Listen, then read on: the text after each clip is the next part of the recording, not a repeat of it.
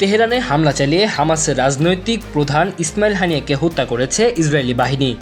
Saudi গণমাধ্যম আল হাদাদ বিভিন্ন উৎস থেকে পাওয়া খবরের ভিত্তিতে জানিয়েছে, বুধবার রাতে তেহরানে হানিয়ার ব্যক্তিগত বাসভবনে নিয়ন্ত্রিত ক্ষেপণাস্ত্র দিয়ে আঘাত হেনে এই হামাস নেতাকে হত্যা করা হয়েছে।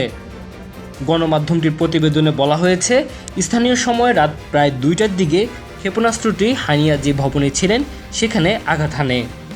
ইরানের ইসলামিক রেভলিউশনারি গার্ড কোরের মুখপাত্র ফারাস নিউজকে জানিয়েছে, হানিয়া উত্তর তেহরানে অবসরপ্রাপ্ত সেনা কর্মকর্তাদের এক আবাসিক এলাকায় ছিলেন।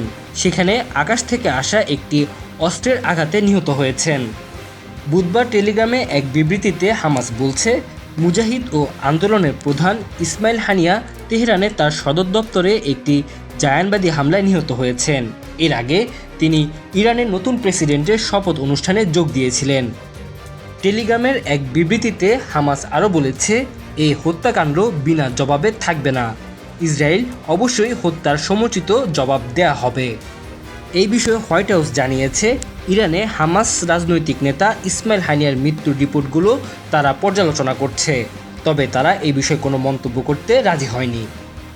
ইসমাইল হানিয়ার হত্যা নিয়ে ইসরায়েল মন্তব্য না করলেও এর আগে তারা ইরানের পারমাণবিক প্রকল্পের শীর্ষ বিজ্ঞানীদের চোরাগোপ্তা হামলা চালিয়ে হত্যা করেছিল।